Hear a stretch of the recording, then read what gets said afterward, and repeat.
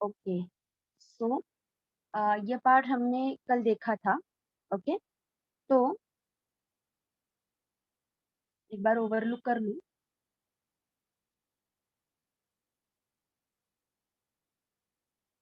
ये डायग्राम भी इम्पोर्टेंट है, ये हमने सारा पार्ट कल डिस्कस किया है।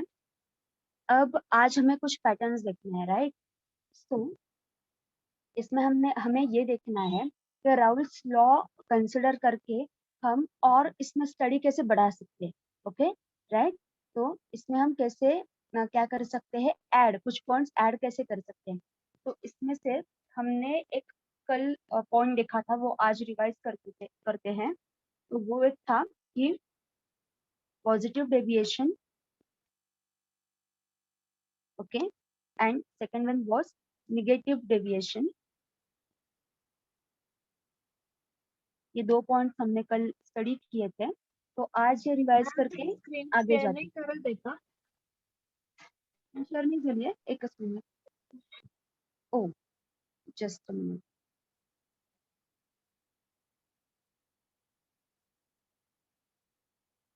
यस, नाउ स्क्रीन विजिबल है?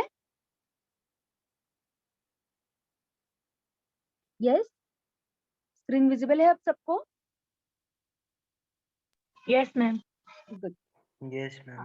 तो ये दो पॉइंट्स हमने डिस्कस किए थे कल, positive deviation and negative deviation. Okay, तो ये याद है सबको? पॉजिटिव डेविएशन आप किसे कहोगे और नेगेटिव डेविएशन आप किसे कहोगे?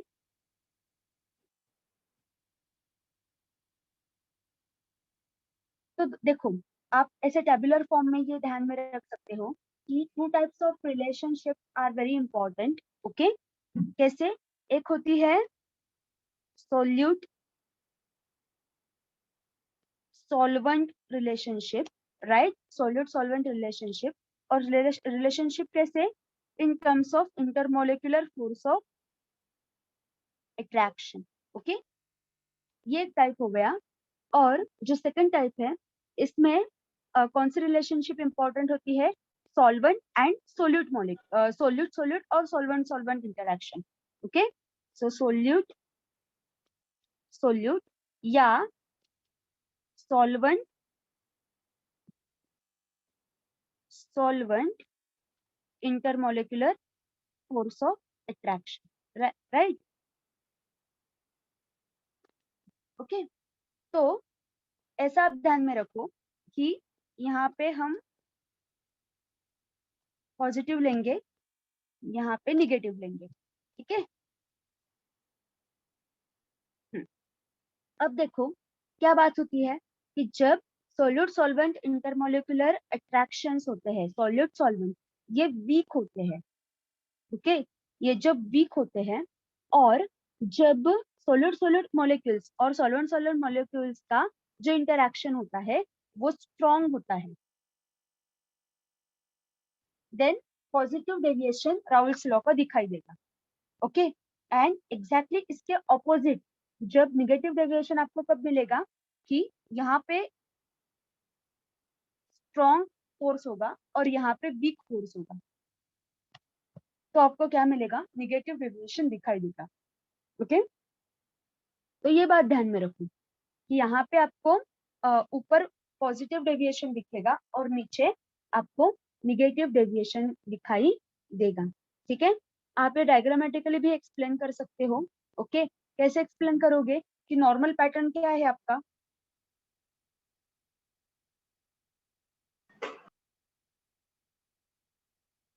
यस, इसमें आपका नॉर्मल पैटर्न क्या है?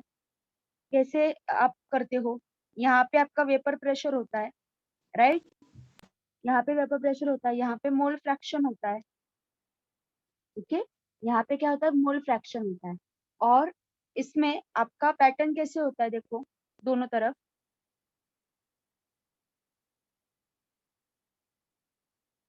ये ऐसा पैटर्न होता है, समथिंग लाइक दैट। ओके, तो पॉजिटिव डेविएशन में आपको क्या दिखाई देगा और ये निगेटिव डेविएशन। तो पॉजिटिव डेविएशन में आपको क्या पैटर्न दिखाई देगा कि स्लाइटली ये जो लाइन है ना, टेंजेंट लाइन, तो ये आपको ऐसे ऊपर दिखाई देगी, स्लाइटली ऊपर। ओके, ये स्लाइटली ऊपर जाएगी। और ये जो दोनों लाइंस है ना, इनका भी जो पैटर्न है ये ऊपर से जाएगा, स्लाइटली ऊपर। ठीक है, इनका जो पैटर्न है वो कैसे होगा, ऊपर जाएगा। तो ये आपको क्या पे कहाँ पे पॉजिटिव डेविएशन दिखाई देगा। और एग्जैक्टली यहाँ पे सब उल्टा, कि ये जो लाइन है ये आपको दिखेगा कि ये लो से पास हो रही है। ओके, ये जो लाइन है ये नीचे जा रही है, मतलब नॉर्मल जो ग्राफिकल पैटर्न है ना ये नीचे आ जाता है, निगेटिव डेविएशन। ओके, तो वेरी सिंपल इज दिस। तो ये है निगेटिव डेविएशन। तो ग्राफिकल पैटर्न जो है ना, तो ये क्या होगा, कैसे होगा, तो ये पॉजिटिव डेविएशन में लाइन स्लाइटली ऊपर से जाएगी ग्राफ में, और इसमें ये नीचे से जाएगी। That's why graphical analysis is very important type of analytical technique. ठीक है, आप वहां पे स्टडी कर सकते हो। ओके, तो यहाँ पे वेपर प्रेशर है तो ये ऊपर गया है, देखो वेपर प्रेशर ऊपर गया है, यहाँ पे वेपर प्रेशर नीचे आ गया है। ओके, तो यही हमें स्टडी करना है कि ऐसा क्यों होता है। ओके, ये वेपर प्रेशर नीचे ऊपर ऐसे क्यों चला जाता है। तो वो स्टडी करने से पहले हम एक प्रॉपर्टी स्टडी करते हैं। And what is that property, colligative property of non electrolyte solution. तो हमें सबसे पहले कोलिगेटिव प्रॉपर्टी का यहाँ पे थोड़ा सा स्टडी करना है। पर सबसे पहले यहाँ पे हम नॉन इलेक्ट्रोलाइट्स का स्टडी करेंगे। ओके, पर उसके पहले आपको इलेक्ट्रोलाइट्स एंड नॉन इलेक्ट्रोलाइट्स का डिफरेंस पता होना चाहिए। ओके, बता सकते हो आप इलेक्ट्रोलाइट्स एंड नॉन इलेक्ट्रोलाइट्स क्या डिफरेंस है दोनों में। One is electrolyte solution and another one is non electrolyte solution. Yes, who will tell me what is the difference between electrolyte and non-electrolyte solution?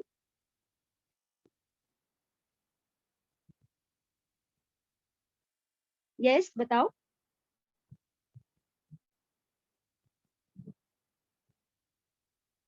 Whether the charge flowing or not, it can be distinguished. Yes, all very good. So they electrolytes are the conductors of electricity. But when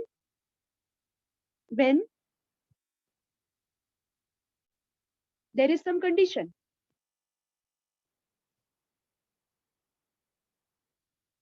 देखो बात समझ लो कि आपने बिल्कुल सही बताया है कि इलेक्ट्रोलाइट क्या होता है, वो एक पर्टिकुलर कंपाउंड होता है या सब्सटेंस होता है जो इलेक्ट्रिसिटी प्रोड्यूस करेगा और ये इलेक्ट्रिसिटी कंडक्ट भी करेगा। So it will conduct electricity, no doubt. Okay, it will conduct electricity, this is right. But when you will place that particular substance in polar solution, so when you dissolve that particular substance in polar solvent, okay तो इसके बाद क्या होगा, इसके बाद कि जब आपके पास एक इलेक्ट्रोलाइट है, ओके आपके पास इलेक्ट्रोलाइट है, तो ये आपने एक पोलर सॉल्वेंट में उसको क्या किया, डिसॉल्व किया, राइट। तो उसके बाद क्या होगा, इसके बाद आपका जो सॉल्यूशन है इसमें ये जो इलेक्ट्रोलाइट होगा ना, इसका क्या होगा,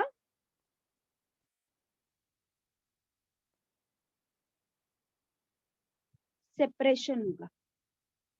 which kind of separation, charge separation. तो इसके जो कटायंस है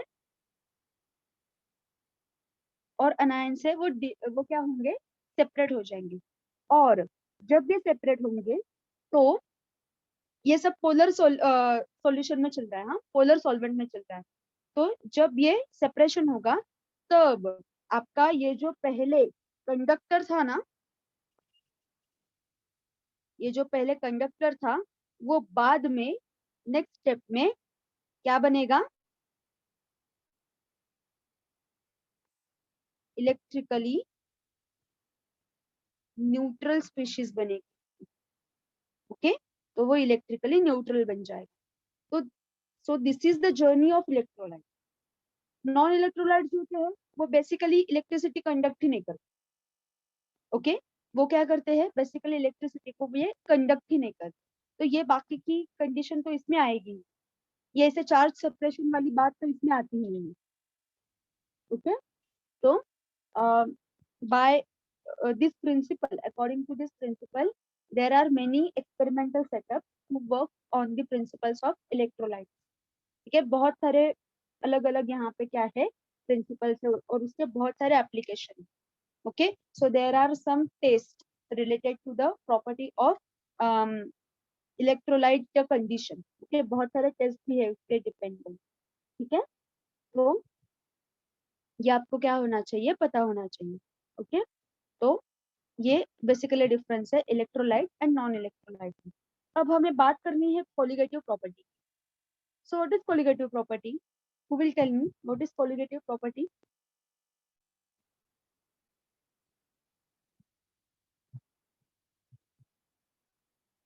यस,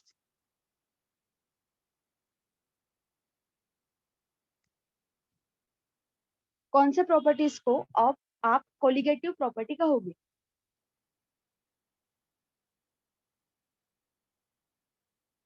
ओके, बताती हूँ। अगर पता नहीं है तो ऐसा बोल दो, हाँ कि पता नहीं है, कि बताओ मैम, ऐसा बताओ, क्योंकि मुझे पता नहीं चलता ना कि कितनी देर वेट करना है। ठीक है, तो देखो कोलिगेटिव प्रॉपर्टीज में क्या होता है बेसिकली कि these properties they completely depend upon the concentration of solute. So आपके सॉल्यूशन में सोल्यूट का कॉन्सेंट्रेशन कितना है, और यू कैन से कितने नंबर ऑफ सोल्यूट्स प्रेजेंट है वहां पे, इसके ऊपर जो जो प्रॉपर्टीज डिपेंडेंट है उनको आप कहोगे they are colligative properties. Okay, they are colligative properties. तो which are the properties include in this case? Okay, तो इसमें एक्चुअली एलिवेशन एंड लोअरिंग के कंडीशंस आते हैं, जैसे vapour pressure lowering, boiling point elevation, freezing point depression, and last one is osmotic pressure. So one sentence का जो कुछ भी एक क्वेश्चन अगर आपको आया या आपको ऑब्जेक्टिव भी आया तो ये पूछ सकते हैं कि which of the following are qualitative properties. तो आपको ये 5 प्रॉपर्टी पता होनी चाहिए: vapour pressure lowering, boiling point elevation, freezing point depression and osmotic pressure. Okay, 4 ही। सो ये आपको अच्छे से पता होनी चाहिए। सो ये 4 प्रॉपर्टीज जो है वो कोलिगेटिव प्रॉपर्टीज में आते हैं। ठीक है, तो हमें क्या करना है, हमें एक एक इसमें स्टडी करना है, right?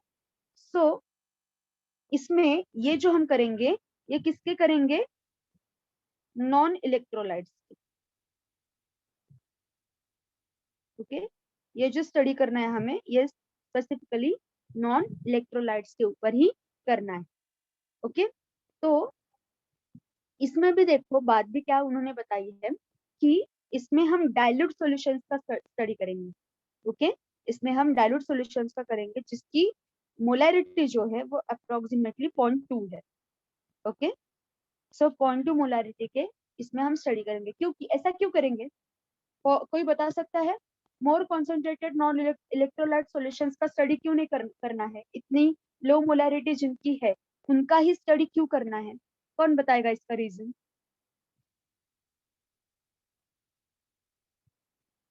Yes, what is the reason behind that?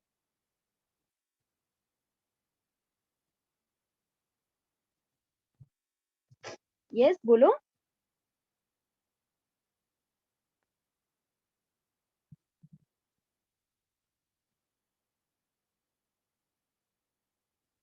Hello, are you there?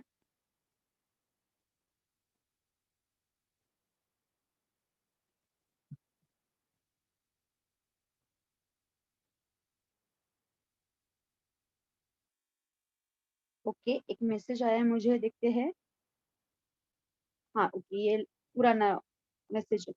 चलो बताओ क्यों करेंगे ऐसा। यस, मैंने स्क्रीन ऑफ की है, देखना है मुझे कितने लोग हैं इसलिए।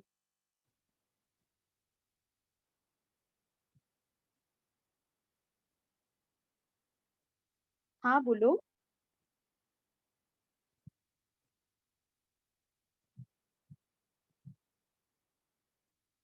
Okay, you don't have any idea about. Okay, no problem. हाँ, ऐसा तो बोलते जाओ। देखो, प्रैक्टिकल क्वेश्चन है ये, कि ऐसा क्यों होता है। ओके, देखो क्या बात होती है, हमने कंसिडर किया है 0.2 मोलर, मतलब रिलेटिवली ये जो मोलैरिटी है, ये मोलैरिटी जो है ये लो है, राइट। इसकी जो मोलैरिटी है वो लो है। ऐसा क्यों है, क्योंकि हमें स्टडी करना है हाउ मच वेपर प्रेशर, मतलब आपको एक ग्राफ स्टडी करना है। For example, take the example of vapour pressure lowering. तो ओरिजिनल वेपर प्रेशर से कितना वेपर प्रेशर लो होता है, ये आपको स्टडी करना है। Okay, and for this kind of study, अगर आप आपके सॉल्यूशन का जो कुछ भी कॉन्सेंट्रेशन है ये कम लेते हो, तो आपको रिजॉल्व ग्राफ मिलता है। ठीक है, तो आपको क्या मिलेगा, रिजॉल्व ग्राफ मिलेगा। तो आपका जो इसको इसको कहते हैं सोल्यूट इंटरफेरेंस। ओके, ये जो प्रॉपर्टी है ना, इसे कहते हैं सोल्यूट इंटरफेरेंस। तो अगर आपका सोल्यूट ज्यादा इंटरफेयर नहीं करेगा, तो आपको ये जो प्रॉपर्टी है, इसके एकदम अच्छे अच्छे छोटे छोटे जो डिटेल्स है ये दिखने को मिलेंगे। ओके, तो हमेशा एनालिटिकल टेक्निक्स में आप ये ध्यान में रख सकते हो कि जब आपको ऐसे ग्राफिकल नेचर से कुछ स्टडी करना है ना, तो कंसंट्रेशन बहुत कम लेते हैं, आपका सॉल्यूशन जो होता है वो बहुत ही डाइल्यूट लेते हैं, ताकि आपको ग्राफ जो है वो रिजॉल्व मिले। This is the reason. और अगर आपका ओरिजिनल सॉल्यूशन जो है, जिसे स्टॉक सॉल्यूशन कहते हैं, ठीक है, क्या कहते हैं उसको, स्टॉक सॉल्यूशन। तो आपका स्टॉक सॉल्यूशन अगर कॉन्सेंट्रेटेड है भी, तो उससे बाद में क्या किया जाता है, डाइल्यूट किया जाता है। और ये जो डाइल्यूट सॉल्यूशन होता है ना, इसे बोलते हैं वर्किंग सॉल्यूशन। ओके, इसे बोलते हैं working solution, and you will work with this kind of solution only. Okay, so to get the resolved graphical nature, you prefer low molarity solutions. ठीक है, तो इसमें से सबसे पहला जो स्टडी है जो हमें करना है, वो है vapour pressure, vapour pressure lowering.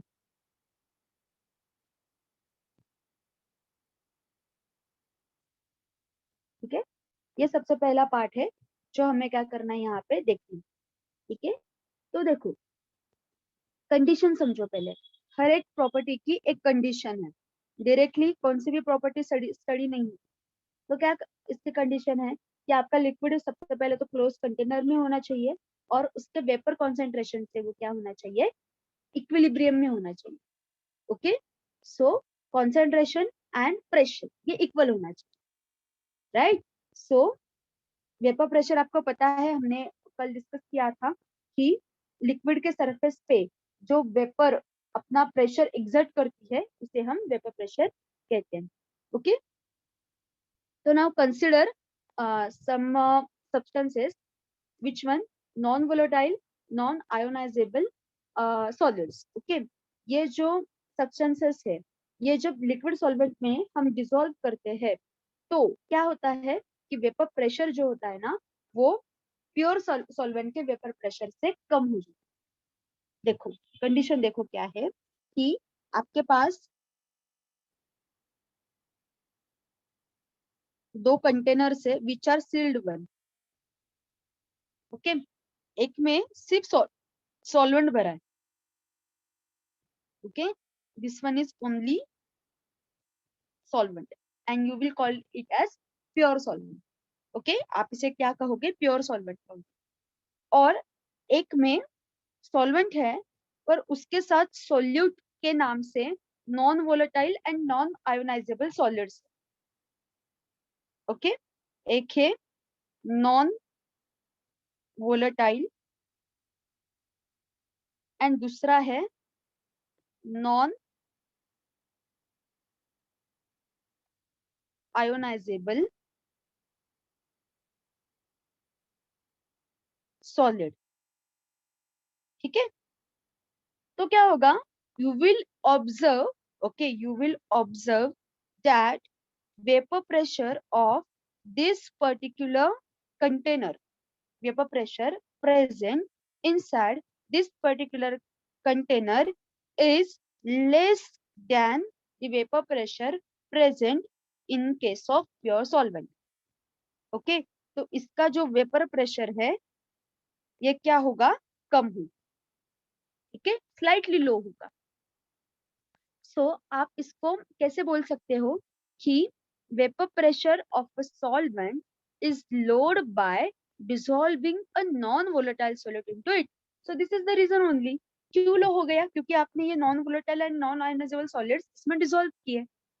Okay, so ऐसा क्यों, नॉन वोलेटाइल और नॉन नॉन आयनाइजेबल क्यों लेना है हमें, क्योंकि इसका रीजन क्या है कि जब आपका जो सॉलिड है या सॉल्यूट है ये नॉन वोलेटाइल होता है तो ये इसके वेपर प्रेशर में कोई कंट्रीब्यूशन ही नहीं देगा, राइट। तो इसके वेपर प्रेशर में इसका जीरो कंट्रीब्यूशन होगा। एंड नॉन आयोनाइजेबल सॉलिड्स का भी सेम है, अगर वोलेटिलिटी नहीं है, ओके, आयोनाइजेबिलिटी नहीं है, तो केमिकल रिएक्शन क्या करेगा, वो सिर्फ डिसॉल्व होगा। और जो प्रेशर यहाँ पे क्रिएट हुआ है तो ये कंज्यूम करेगा। So they consume the pressure. They are pressure consumers, and that's why this is the reason, because of you will experience the vapor pressure lowering. Okay, so this is the reason vapor pressure lowers in the case of dissolution of non-volatile and non-ionizable solids. Okay, so इसका result क्या होगा कि vapor pressure of solution is equal to the vapor pressure of solvent above the solution, right? So vapor pressure of solution is equal to the vapor pressure of solvent above the solution. तो इसमें जो कुछ भी solution है, मतलब solute and solute हमने यहाँ पे इसमें मिक्स कर दिया तो ये बन गया सॉल्यूशन। तो इसका जो कुछ भी वेपर प्रेशर होगा वो सॉल्वेंट के वेपर प्रेशर से इक्वल होगा, which solvent which is present above that solution. मतलब यहाँ पे कोई कोई तो पार्ट इसमें होगा ना कि जिसमें डिसोल्यूशन नहीं हुआ है, मतलब ऐसा कंसिडर करना है, तो उसका वेपर प्रेशर इससे इक्वल होगा, राइट। सो इसको मैथमेटिकली कैसे हम लिख सकते हैं कि P for pressure, P10, this is the vapor pressure of pure solvent. So लिख लो यहाँ पे vapor pressure of pure solvent. Okay, this is the vapor pressure of pure solvent, and P1 is the vapor pressure of solvent above the solution. Okay, so vapor pressure of solvent above the solution, right? So vapor pressure lowering, vapor pressure lowering को आप क्या कहेंगे, simply delta P. So this is the difference between original pressure and pressure upon dissolution. So delta P जिसको आप vapor pressure lowering कहेंगे। अब lowering क्यों कहते हैं, क्योंकि आपको फिक्स पता है कि vapor pressure low ही होने वाला है, that's why you will entitle it as vapor pressure lowering. ठीक है, so this is nothing but the change in pressure. Okay, so change in pressure or vapor pressure lowering is equal to P10 minus P1. Okay, so vapor pressure of pure solvent minus vapor pressure of solvent above the solution. तो यहाँ पे dissolution already हो चुका है और यहाँ ये pure है, इसमें कुछ डिसॉल्व नहीं हुआ है, तो ये आप डिफरेंस निकालोगे तो आपको वेपर प्रेशर कितना वेपर प्रेशर लो हुआ है ये समझ में आ जाएगा। So simple is that. ठीक है, so this is the condition. तो इसमें अब हमें थोड़ा सा सोचने वाली बात क्या है, देखो कि क्यों ऐसा होता है कि नॉन वोलेटाइल सोल्यूट आप डालते हो इसमें और वेपर प्रेशर लो हो जाता है प्योर सॉल्वेंट का। ऐसा क्यों होता है? एक तो रीजन ये है कि वो उसके प्रेशर में कोई कंट्रीब्यूशन नहीं देता है। ओके, कुछ भी कंट्रीब्यूशन नहीं देता है, और अगर देता है तो कंज्यूम करता है, इसलिए वो प्रेशर जो एग्जर्ट हुआ है या मेंटेन इसमें रहा है वो कम हो जाता है। ये तो एक रीजन है। ओके, सो पर और एक बात है कि वेपर प्रेशर एक फैक्टर पे डिपेंड होता है। ओके, अगर आप कहते हो कि आपके कंटेनर में this this amount of vapour pressure is present, but ये ओवर अ टाइम मेंटेन रहना चाहिए, तो उसके वेपर प्रेशर मेंटेनेंस के लिए कुछ फैक्टर्स डिपेंडेंट होते हैं। ओके, तो क्यों ऐसा होता है? उसमें से सबसे पहला फैक्टर है कि it depends on the ease with which the molecules escape from the surface of liquid. ठीक है, तो अगर ये लिक्विड का सरफेस है फॉर एग्जाम्पल, तो ये जो सरफेस मॉलिक्यूल्स है यहाँ पे, consider these as surface molecules, so how easily they will escape। तो ये जो ईज होता है ना इनका, ये जो ईज होता है ना, तो ये फैक्टर इंपॉर्टेंट है किसके लिए? प्रेशर के लिए।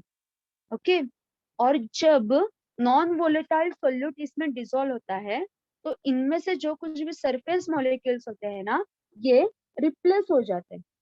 ओके, इसमें सरफेस मॉलिक्यूल्स आते हैं कुछ, और यहाँ पे जो ओरिजिनली मॉलिक्यूल्स प्रेजेंट होते हैं ना वो चले जाते हैं। ओके, ये रिप्लेसमेंट होता है यहाँ पे।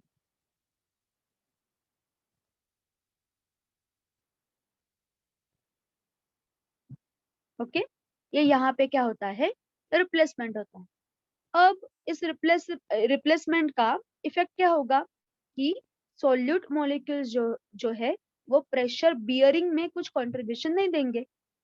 So number of solvent molecules available for vaporisation per unit surface area of solution is less than the number at the surface of pure solvent। मतलब इसमें ये जो सरफेस मॉलिक्यूल्स है तो ये कितने इजीली वेपराइज हो जाते हैं। Is in vaporisation is the unit of vapour pressure maintenance. तो ये अब अवेलेबल नहीं होते ना वेपराइजेशन के लिए। वेपराइजेशन नहीं होगा तो प्रेशर बियर कैसे होगा? नहीं होगा, राइट। सो फिर से हम ये देखते हैं कि available number of solvent molecules available for vaporisation per unit surface area, कितना सरफेस एरिया है, ओके, और कितने मॉलिक्यूल्स अवेलेबल है। ओके, तो ये जो रेशो होता है ना, तो ये रेशो क्या होगा? ये कम होगा, राइट। ये रेशो कम होगा as compare to pure solvent ratio, क्योंकि प्योर सॉल्वेंट रेशो में मॉलिक्यूल्स ज्यादा अवेलेबल रहेंगे। तो इसमें रिजल्ट क्या होगा कि solvent molecules at the surface of solution they vaporize at a slower rate। इसमें रेट जो होगा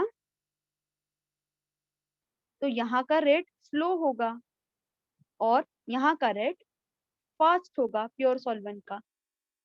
that's why because of this combinational reasons vapour pressure ultimately low हो जाता है। ठीक है, क्या होता है? वेपर प्रेशर अल्टीमेटली लो हो जाता है। So this is the reason. Okay, and together with this whole phenomenon it is called as vapor pressure lowering in case of what? Non ionizable non volatile solution substances। ये आपको समझ में आया इतना सबको? किसी को कुछ पूछना है इसमें?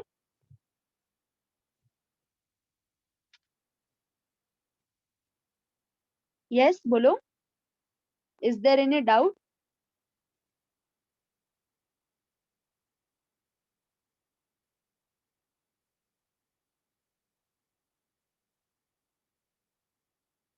यस यस यस बोलो।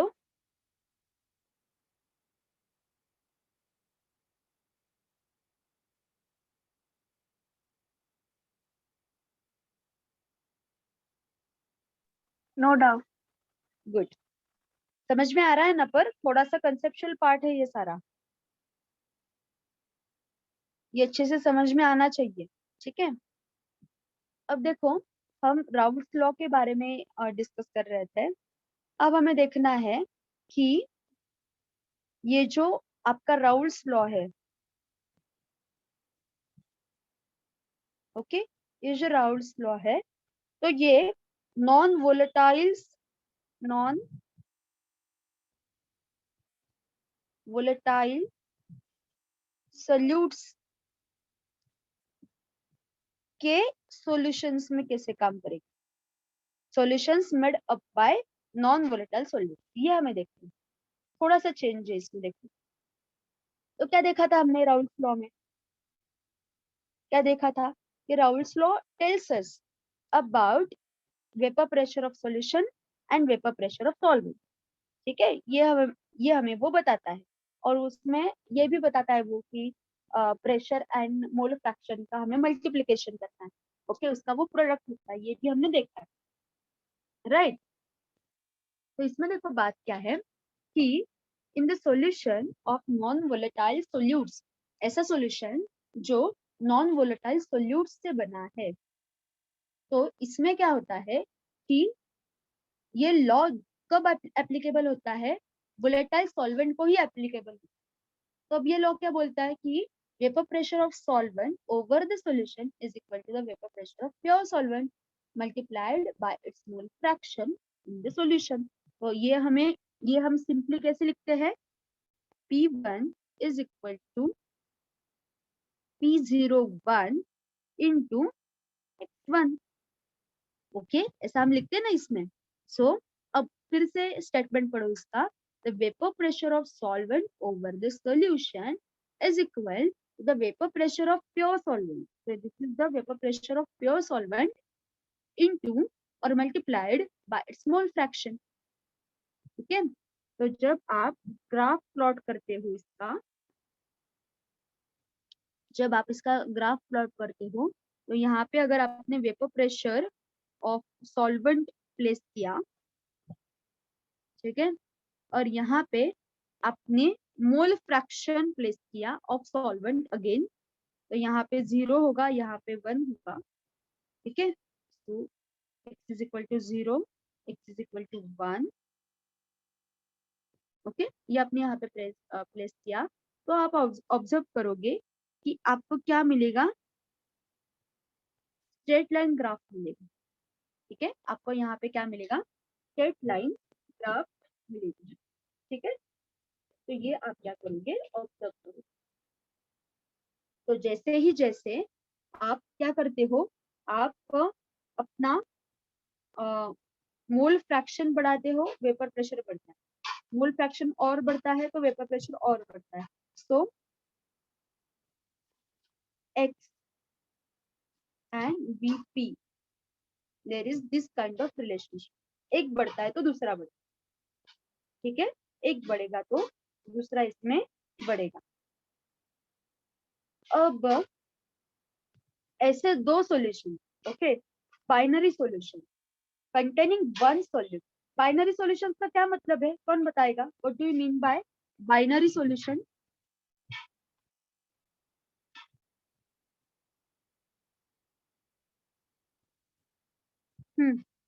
ये टर्म बताओ मुझे, बाइनरी सॉल्यूशन क्या किससे बोलते हैं?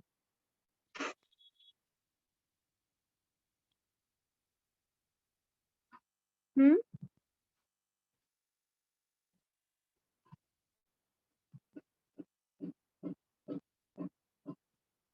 यस बोलो, बाइनरी सॉल्यूशन आप किससे पासून हाँ यस, दोन लिक्विड्स पासून हाँ yes, very good.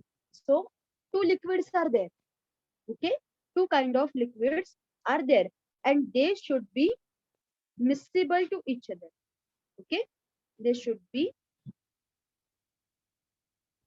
miscible to each other। अब मुझे कहो, मुझे बताओ, ऑयल एंड वाटर ये मिसिबल है कि नहीं?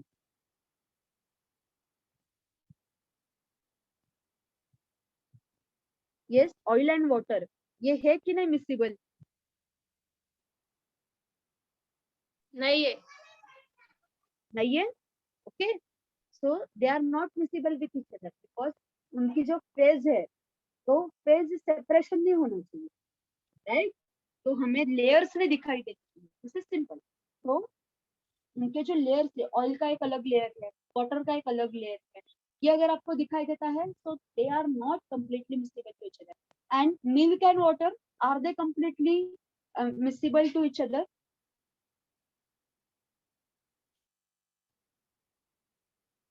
यस, काय काय बोलले?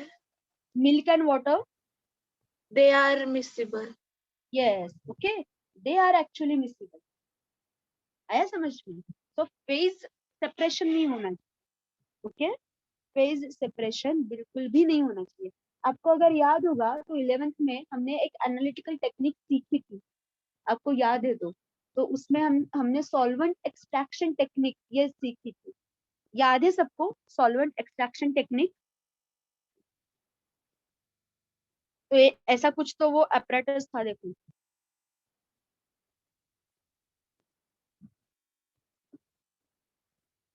ऐसा कुछ तो वो apparatus था, और इसको ऐसा एक नॉब नॉब भी था,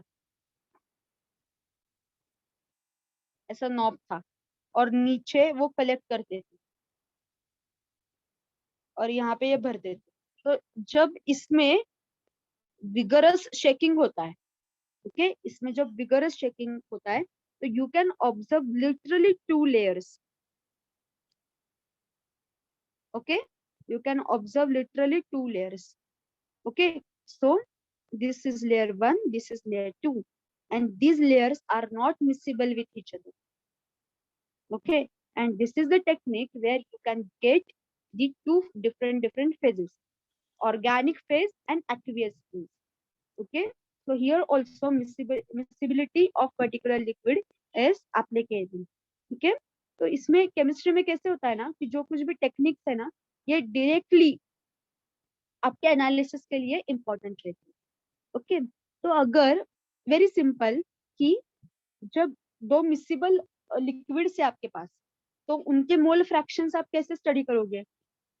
तो x1 एंड x2, और आपको पता है कि मोल्स अल्टीमेटली एक ही होता है, मोल तो एक ही आना चाहिए। तो x1 plus x2 is equal to 1। तो अगर आपको स्पेसिफिकली x1 का निकालना है तो सिंपली 1 माइनस x2 ये करो। तो अब इसमें कैसे चेंज आएगा, देखो अपना अपना जो ओरिजिनल इक्वेशन था वो क्या था, P1 is equal to P10 into x1, right. तो अब यहाँ पे ये x1 जो है ये सब्स्टिट्यूट करो, तो P10 करो ये मेरे साथ, P10 इन ब्रैकेट x1 की जगह पे लिख दो 1 माइनस x2, लिख दिया। तो मल्टीप्लाई करो P10 से, so P10 minus P10 into x2, right? And simply you can write as, देखो कैसे कर सकते हो आप कि ये यहाँ पे P1 है, हाँ, तो आप ये कैसे लिख सकते हो, देखो कि P1 minus P01, ओके उल्टा sorry, P1 minus P01 is equal to minus P01 into x2, right? और सिंप्लीफाई करो इसको, P01 minus P1 is equal to P01 into x2, okay. And simply ये क्या है, P01 minus P1, यहाँ पे देखो कहाँ पे लिखा है हमने वो, हाँ देखो क्या है ये, डेल्टा पी। तो ये डेल्टा पी यहाँ पे सब्स्टिट्यूट कर दो, delta P is equal to P01 into x2, okay. So क्या होगा फिर ये कि डेल्टा पी जो है वो x2 के नंबर्स पे डिपेंडेंट होगा, that is the number of solute particles. Okay, so that's why we can say, अब ये number of solute particles ही है ना x2, तो हमने यहाँ पे क्या देखा था, qualitative properties की definition कहाँ गई? हाँ देखो, क्या क्या हमने देखा था कि concentration of solute or number of solute, so that property which is dependent upon the number of solute is colligative property, and hence here proof, यहाँ पे प्रूव कर दिया हमने कि vapour pressure lowering is the colligative property. Okay, vapour pressure lowering is the colligative property. Okay, अब next जो point है, यहाँ पे हमें इसकी रिलेटिविटी चेक करनी है. ओके, इसमें रिलेटिव वेपर प्रेशर लोअरिंग जो होता है ये कैसे होता है, ये हमें देखना है. ओके, तो किससे इसका हम कंपैरिजन करेंगे कि vapour pressure lowering of solvent divided by the vapor pressure of pure solvent is called relative lowering of vapor pressure. तो देखो, relative delta P is equal to delta P upon P01.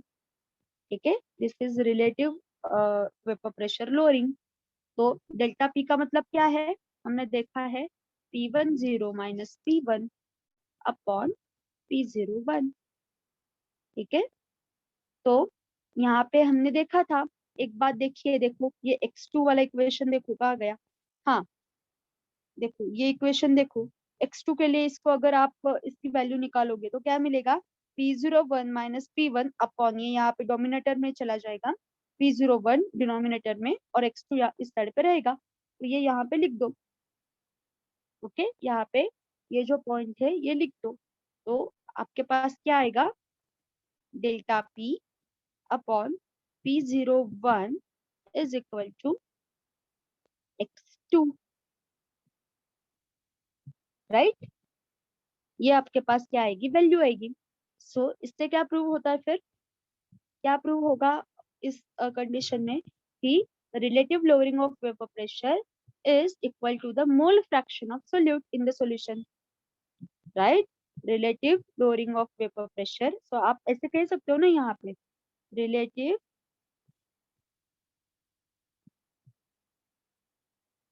Is equal to x2. ये जो तीनों terms है ये एक दूसरे से क्या है, रिलेटेड है.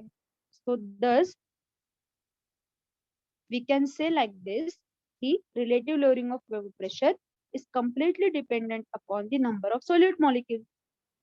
Okay, and that's why again here we can prove that कि देखो यहाँ पे कि concentration of solute, number of solute, this is colligative property, और यहाँ पे relative lowering जो है वो भी concentration of solute से related है.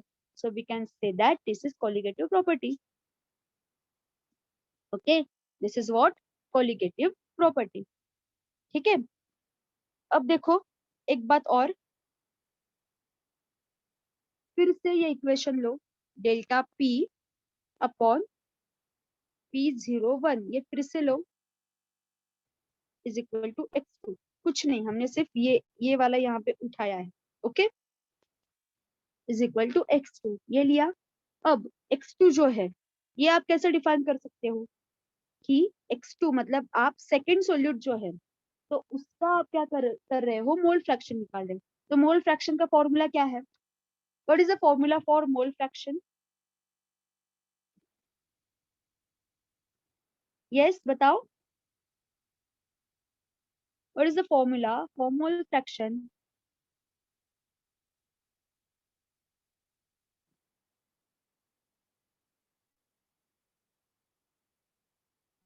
अगर आपको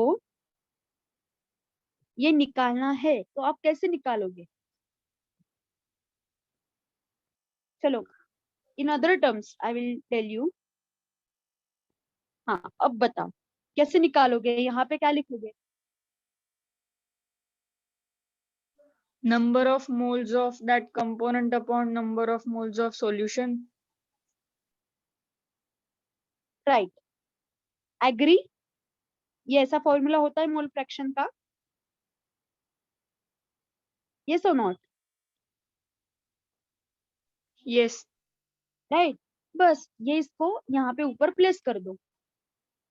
ओके, इसको क्या करो, ऊपर प्लेस कर दो। सो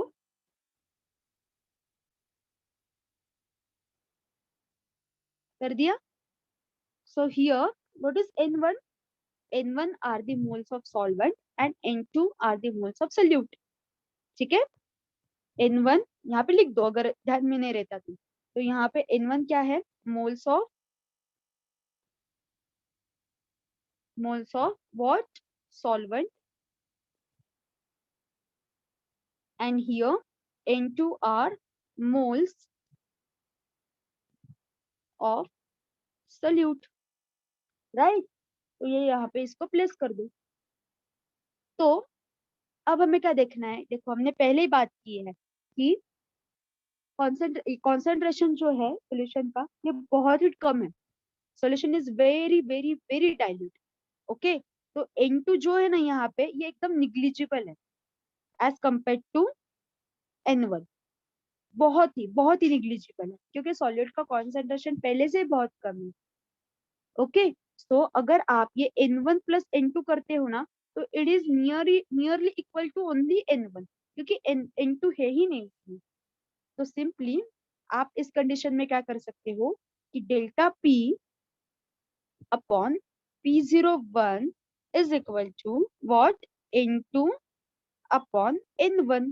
सिंपली यहाँ पे हमने इस इक्वेशन की जगह पे N1 डाल दिया।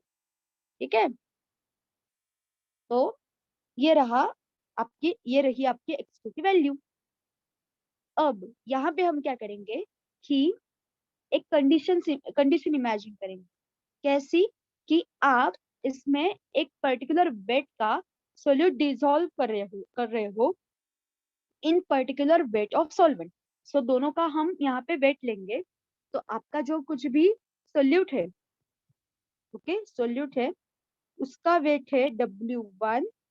ओके, और सॉरी इसका वेट है W2, I am sorry. And जो कुछ भी आपका सॉल्वेंट है इसका वेट है W1। ओके, सो W1 में आप W2 का जो कुछ भी सोल्यूट है वो डिसॉल्व करोगे। ओके, तो सॉल्यूशन में जो कुछ भी सॉल्यूशन का मोल होगा वो कितना होगा, वो कैसे होगा, कैसे आप इसको क्या करेंगे, डिसाइड करेंगे कि अगर ये सोल्यूट का है, सोल्यूट का निकालना है तो आपको क्या करना पड़ेगा, सिंपली सोल्यूट का वेट लेना पड़ेगा और उसकी मोलैरिटी लेनी पड़ेगी, weight upon molarity.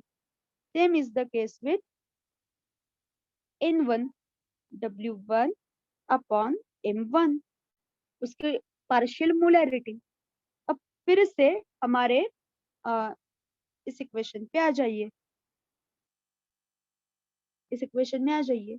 So what was the equation? X2 is equal to delta P upon P01 is equal to, अब यहाँ पे हमने क्या बोला था ऊपर, N2 अपॉन N1। तो N2 के लिए वैल्यू डाल दो। N2 की वैल्यू क्या है, W2 upon M2 upon W1 upon M1। ठीक है, ये वैल्यू है। तो क्रॉस मल्टीप्लीकेशन करो फिर इस बात का कि delta P upon P01 is equal to, ये नीचे ऊपर इसका जो कुछ भी है करो, तो W2 ऊपर नीचे का M1 ऊपर आ जाएगा, राइट, एंड M2 नीचे, W1 यहाँ पे। Okay, so this is the final equation we want to study. तो आप इससे क्या बोल सकते हो कि आपके पास अगर सारी की सारी क्वांटिटीज है, ओके, बहुत सारी क्वांटिटीज है आपके पास, तो you can determine the value of M2। सो आप सोल्यूट की जो कुछ भी मोलैरिटी है वो इससे, इस एक्सप्रेशन से क्या कर सकते हो, डिटरमाइन कर सकते हो, अगर आपके पास सारी की सारी क्या है, वैल्यूज आपको पता है तो। ठीक है, so this was the molarity relation. Last में हम सारे जो इसके सम है ये करेंगे, ओके, केमिस्ट्री के। सो बी प्रिपेयर्ड, फॉर्मूले एक जगह पे लिख लो, ओके, और इसके जो डेरिवेशंस है ये भी आपको पता होने चाहिए अच्छे से, ठीक है। सो यहाँ तक किसी को कुछ डाउट है?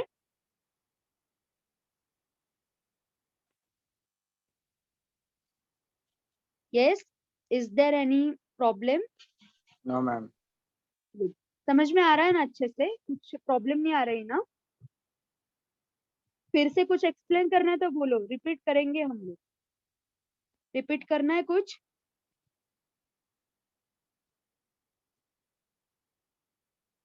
यस, रिपीट करना है। एक ये डेरिवेशन हम आराम से रिपीट कर सकते हैं, कोई प्रॉब्लम नहीं है इसमें। है तो, नीड है तो बोलो।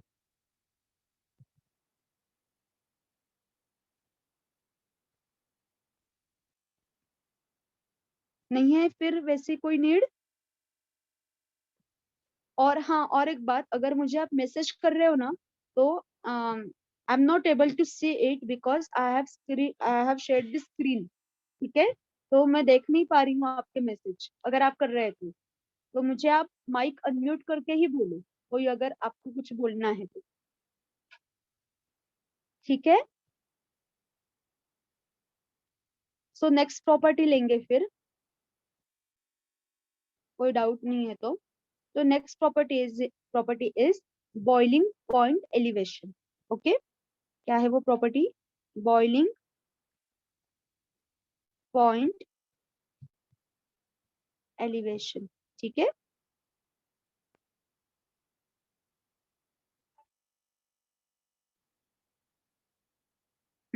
So now tell me, what is boiling point of a liquid? हाँ बोलो, लिक्विड का अगर बॉइलिंग पॉइंट क्या है आपको पूछा किसी ने तो क्या है? What do you mean by this particular statement that boiling point of water is 100 degree Celsius? क्या मतलब होता है इसका? बोलो। Means at 100 degrees Celsius, the water start converting into vapor. Yes, water starts to get converted into vapor, right? So in other words, in terms of vapor pressure, how can you tell this particular statement to any person?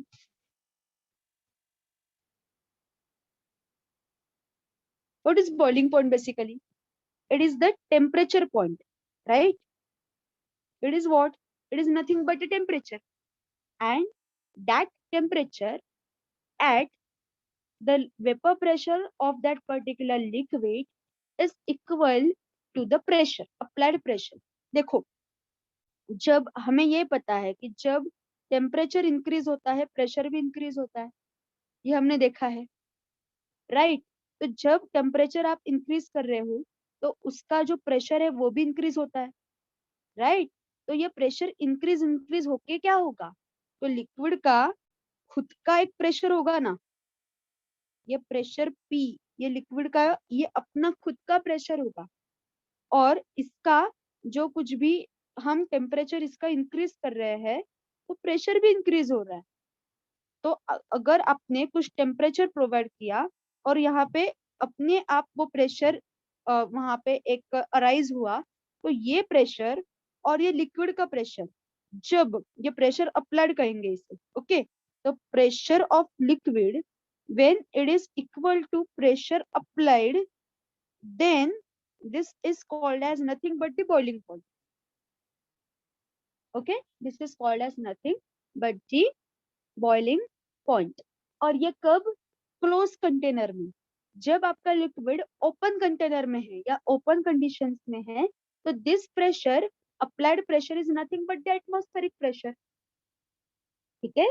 तो हमने ये school level में या 7th 8th standard में सीखा है, देखो कि लिक्विड का जो कुछ भी प्रेशर होता है या एटमॉस्फेरिक प्रेशर से इक्वल हो जाता है, and that particular temperature is called as boiling point, okay.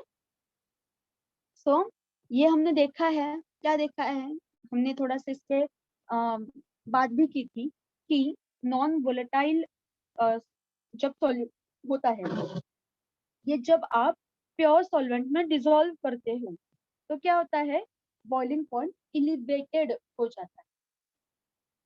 Okay, क्या होगा इसमें, बॉइलिंग पॉइंट का एलिवेशन होगा। कब होगा ये हम देखेंगे। फिर से बताती हूँ, कंडीशन देखो इसकी क्या है। हर एक पॉइंट की, हर एक प्रॉपर्टी की एक पर्टिकुलर कंडीशन है। ओके, ये हमें यहाँ पे देखनी है। क्या कंडीशन है देखो, कि आपके पास प्योर सॉल्वेंट है। ओके, आपके पास प्योर सॉल्वेंट है और इसमें अगर आपने नॉन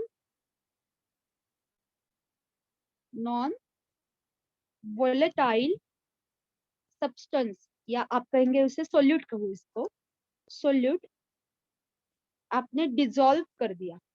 ओके, ये आपने क्या कर दिया, डिसॉल्व कर दिया।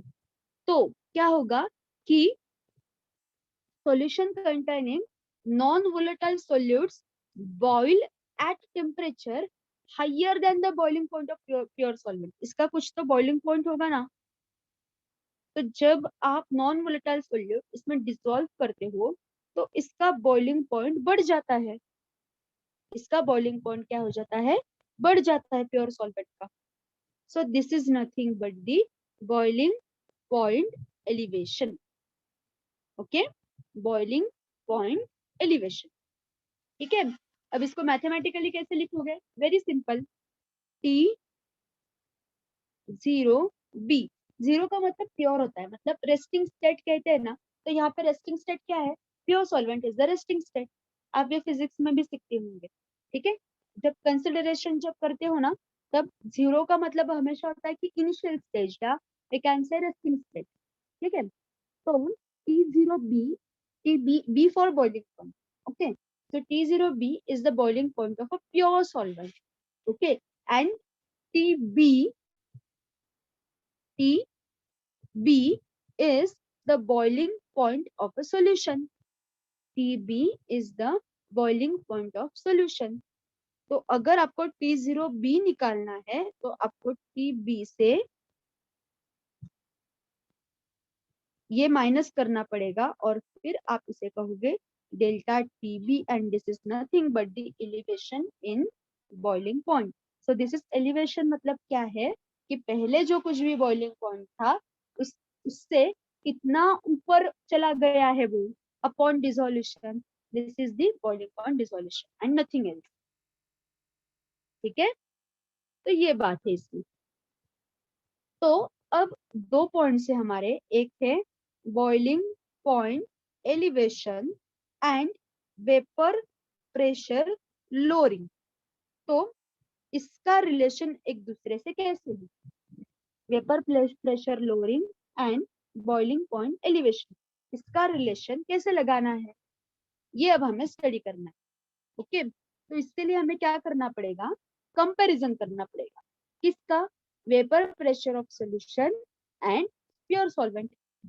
Okay, vapour pressure of solution and pure solvent, इसका हमें कंपैरिजन करना पड़ेगा। तो इसमें अब हम क्या करेंगे, इसका रिलेटिव स्टडी करना है। फंक्शंस सीखते हैं ना आप मैथमेटिक्स में, आप इसका अब हमें यूज करना है कि अब सॉल्यूशन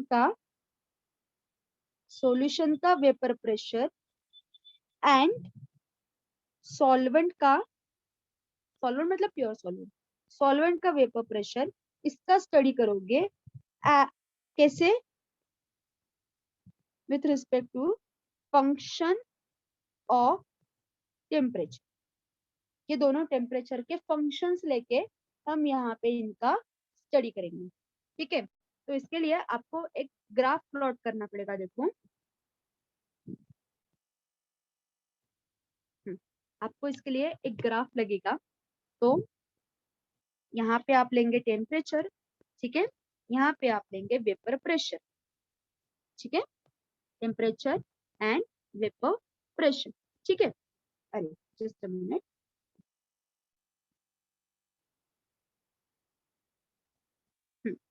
तो देखो यहाँ पे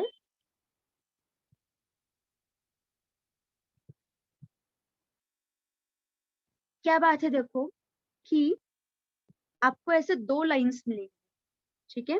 आपको यहाँ पे क्या मिलेंगी, एक दो लाइंस मिलेंगी। One line is like this, something like this, and another one is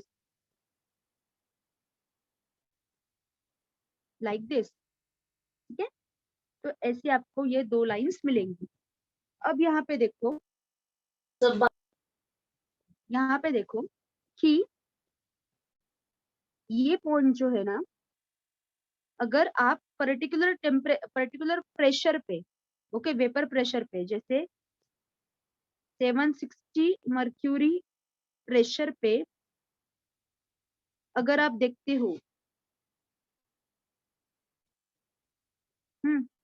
तो इसको एक्स्ट्रापोलेट करो नीचे, इसको एक्स्ट्रापोलेट करूं तो ये स्टार्टिंग पॉइंट से इनके, तो ये जो लाइन है ना, तो ये आपको सॉल्वेंट की लाइन मिलेगी, और ये जो नीचे वाली लाइन है ना, ये आपकी सॉल्यूशन की लाइन होगी, okay. And with respect to temperature, ये आपका, ये जो है, ये आपका सॉल्यूशन का टेम्परेचर होगा, और ये आपका प्योर किसका, प्योर सॉल्वेंट का आपका ये टेम्परेचर होगा, किसका, बॉइलिंग पॉइंट का, ठीक है। तो बॉइलिंग पॉइंट आपको यहाँ से आएगा। सो इसको अब एक ईज के लिए हम नाम देते हैं, देखो कि बी से लेके ए तक। just observe this. I have one important call which need to take. Just so हम ये जो दो पॉइंट्स थे तो वो स्टडी कर रहे थे उसमें, कि देखो इसमें अब हमें क्या करना है, देखो पॉइंट क्या है हमें, कि बी एंड ए, ठीक है, ये लाइन हमें क्या करनी है, ये बनानी है। So same is the case with this C and D, ठीक है। ये पॉइंट्स हमने यहाँ पे क्या किए, ग्राफ पे बनाए, ओके। तो अब देखो यहाँ पे हमें क्या करना है, कि ये जो दो लाइंस है, one line is A B and another line is C D, okay. तो ये जो कर्व्स है ना दोनों, तो ये कर्व्स हमें क्या बताते हैं, एग्जैक्टली इन कर्व्स का नेचर कैसा है और इनसे हमें मैसेज क्या मिलता है। तो this is the point of study. तो देखो इसमें क्या है, कि ग्राफ क्या दिखाता है, कि vapour pressure of solution is lower than the pure solvent. Solution की लाइन जो है वो नीचे है, सॉल्वेंट के ऊपर है। सो वेपर प्रेशर जो है, तो ये इसका क्या है, लोअर है देन दी सॉल्वेंट। ये तो एक हमें यहाँ से मिला। सो वेपर प्रेशर और टेम्परेचर कर्व, इसको क्या कहेंगे, vapour pressure temperature curve, okay. Vapour pressure temperature curve of solution CD, okay, lies below that of solvent AB, right? So this is the difference between two vapor pressures increases as temperature and vapor pressure increase as predicted by the equation. So ये exactly उसी equation से related है जो हमने mathematically क्या की थी, draw की थी। क्या equation थी वो, delta P is equal to product of solute into pure solvent, ठीक है। तो ये हमने यहाँ पे क्या किया था, प्रेडिक्ट किया था। तो जब आप इसका इंटरसेक्शन लोगे, ठीक है, जब आप ये ऐसे यहाँ का इंटरसेक्शन लोगे, किसका, कर्व का, CD का, तो इसमें corresponding to this particular pressure 760 mm. So this is the pressure at which boiling point arises, ठीक है। तो 760 क्यों लिया, कि ये इसका बॉइलिंग पॉइंट, ओके। तो सिमिलर प्योर सॉल्वेंट का भी वही है। तो इस फिगर से हमें क्लियर होता है कि boiling point of solution is higher than the pure solvent, right. Boiling point जो है ये प्योर सॉल्वेंट का जो है वो हायर है, राइट। हायर है क्या सच में? सॉल्यूशन का हायर है देन प्योर सॉल्वेंट। ओके, सो ये बात हमें यहाँ से पता चली। सो जब बॉइलिंग पॉइंट आता है लिक्विड का, तो इसका जो वेपर प्रेशर आता है, जस्ट अ मिनट, जब इसका बॉइलिंग पॉइंट आता है इसका लिक्विड का, तो लिक्विड का जो बॉइलिंग पॉइंट होता है ना, ये जब हम एक्वायर करते हैं तो उसका प्रेशर आता है 1 एटमॉस्फेयर। ये बात हमें सबको पता है, उसका प्रेशर क्या आता है 1 एटमॉस्फेयर। तो अगर आपको बॉइलिंग पॉइंट रीच करना है सॉल्यूशन एंड सॉल्वेंट का, तो ये दोनों आपको हीट करने पड़ेंगे eight which the respective vapour pressure attains 1 atmosphere. तो आपको तब तक हीट करना पड़ेगा जब तक प्रेशर 1 एटमॉस्फेरिक नहीं हो जाता। ओके, तो कोई भी टेम्परेचर आप प्रोवाइड करो, vapour pressure of solution is lower than that of pure solvent, solution का कम ही आने वाला है, राइट। सॉल्यूशन का जो आता है वो कम ही आता है। तो ये सारा कैलकुलेशन ध्यान में रखते हुए आपको टेम्परेचर प्रोवाइड करना है। ओके, तो सॉल्यूशन जो है आपको, तो वो आपको हमेशा ज्यादा हीट करना पड़ेगा। ओके, तो आपके पास प्योर सॉल्वेंट है और सॉल्यूशन है, राइट। तो हमेशा आपको 1 एटमॉस्फेयर प्रेशर एक्वायर करने के लिए प्योर सॉल्वेंट जो है ये अगर एक्स फैक्टर से हीट करना पड़ रहा है, तो सॉल्यूशन आपको हमेशा थोड़ा ज्यादा ही हीट करना पड़ेगा। ठीक है, सॉल्यूशन आपको थोड़ा सा क्या करना पड़ेगा, ज्यादा ही हीट करना पड़ेगा। सो this is the key rule. Such rules are known as key rules in the field of science. तो ये लेबोरेटरी फैक्ट है कि प्योर सॉल्वेंट है अपने पास, आपको उसका बॉइलिंग पॉइंट पता है, तो हमेशा हमेशा जब आप प्योर सॉल्वेंट में कुछ ऐड करोगे तो उसका थोड़ा सा हायर ही आने वाला है, उसका थोड़ा सा कैसे आने वाला है, हायर ही आने वाला है। So this is the reason कि टेम्परेचर आपको वेरी करना पड़ेगा। सो अगर आपने प्योर सॉल्वेंट का कैलकुलेशन दिमाग में रखते हुए सॉल्यूशन को इंपॉर्टेंस नहीं दिया, तो आपके एक्सपेरिमेंटल सिस्टम में एरर आ जाएगा।